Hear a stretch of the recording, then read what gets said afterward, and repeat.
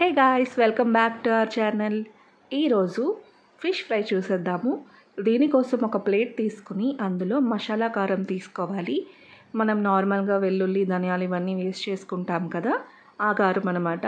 మీరు నార్మల్ కారం కూడా తీసుకోవచ్చు, కానీ ఈ కారంతో ఫ్లేవర్ కొంచెం బాగుంటుంది, ట్రై చేయండి.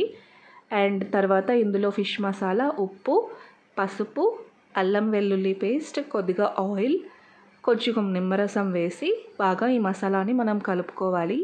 ఇంగ్రీడియంట్స్ అనేవి ఏం వేసాను అన్నది నేను డిస్క్రిప్షన్లో మెన్షన్ చేస్తాను, మీరు ఈజీగా చెక్ చేసుకోవచ్చు. ఇదంతా బాగా కలిపిన తర్వాత ఇప్పుడు ఇందులో కొద్దిగా క్రిస్పీనెస్ కోసం బియ్యం పిండి యాడ్ చేసుకోవాలి. బియ్యం పిండి అనేది మీరు తీసుకున్న ఫిష్ క్వాంటిటీని బట్టి యాడ్ చేసుకోండి. తర్వాత కొద్దిగా వాటర్ వేసి మనం ఇది పేస్ట్ లాగా ప్రిపేర్ చేసుకుంటాం అన్నమాట, ఫిష్కి అప్లై చేసేలాగా. ఇప్పుడైతే ఫిషెస్కి అప్లై చేసుకోవాలి. ఇవైతే కానా గంతులు ఫిష్. దీన్ని బాగా సాల్ట్తో క్లీన్ చేసిన తర్వాత ఈ మసాలా అనేది మనం అప్లై చేసుకోవాలి. ఫిష్కి ఇలా కట్స్ పెట్టుకున్నట్టయితే మనకి మసాలా అంతా చక్కగా లోపలికి వెళ్తుంది. మ్యారినేట్ చేసినప్పుడు బాగుంటుంది అనమాట. ఫిష్ అనేది కుక్ చేశాక చప్పగా లేకుండా ఉంటుంది. ఇలా మొత్తం మసాలా అంతా దానికి చక్కగా పట్టించేసి ఒక అరగంట నుంచి గంట పక్కన పెట్టేసుకుంటే మనకి ఫిష్కి ఈ మసాలా అంతా బాగా పడుతుంది. తర్వాత ఫ్రై చేసుకోవచ్చు. ఫిష్ని ఫ్రై చేసుకోవడం కోసం ప్యాన్ తీసుకుని అందులో నువ్వుల నూనె యాడ్ చేసుకోవాలి. మీరు నువ్వుల నూనె కానీ వేరుశనగ నూనె కానీ తీసుకుంటే ఫిష్ ఫ్రైకి టేస్ట్ బాగుంటుంది. ప్యాన్ వేడైన తర్వాత ముందుగానే మనం మ్యారినేట్ చేసుకున్న ఫిష్ ఉంది కదా, అది జాగ్రత్తగా ప్లేస్ చేసుకోవాలి. ఫిష్ ఫ్రై అనేది ఎప్పుడైనా ఇలా ప్యాన్లో చేసుకుంటే హెల్త్ వైజ్ కూడా మంచిది, అండ్ అలానే టేస్ట్ కూడా చాలా బాగుంటుంది. ఒకసారి ట్రై చేయండి. డీప్ ఫ్రై కన్నా కూడా ఆయిల్ అదంతా కూడా వేస్ట్ అవ్వకుండా ఉంటుంది. డీప్ ఫ్రై చేసినప్పుడు ఎక్కువ ఆయిల్ వేస్తాం కదా.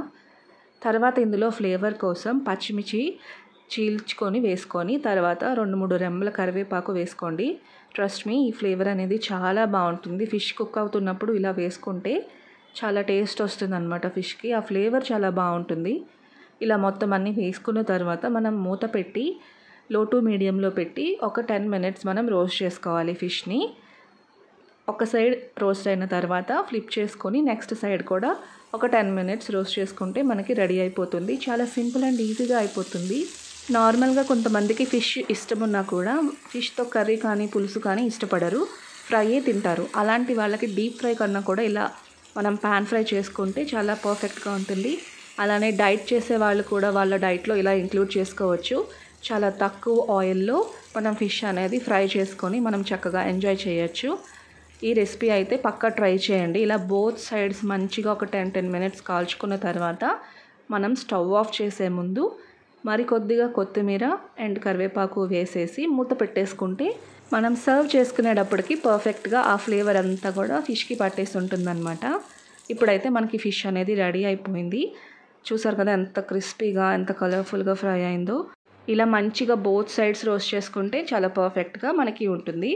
ఇప్పుడైతే స్టవ్ ఆఫ్ చేసేసుకోవచ్చు. ఇంకా ఫిష్ తినడం వల్ల కూడా మనకి చాలా హెల్త్ బెనిఫిట్స్ ఉంటాయి. హెల్త్ బెనిఫిట్స్తో పాటు మనకి స్కిన్కి కూడా చాలా మంచిదన్నమాట. ఈ రెసిపీ అయితే ఖచ్చితంగా ఒకసారి ట్రై చేయండి. బ్యాచులర్స్ కూడా సింపుల్గా రూమ్లో ఉన్నప్పుడు ఈజీగా చేసుకోవచ్చు. మసాలాస్ అన్నీ కూడా చాలా సింపుల్ మసాలాస్, ఎక్కువ మసాలాస్ కూడా ఏముండవు.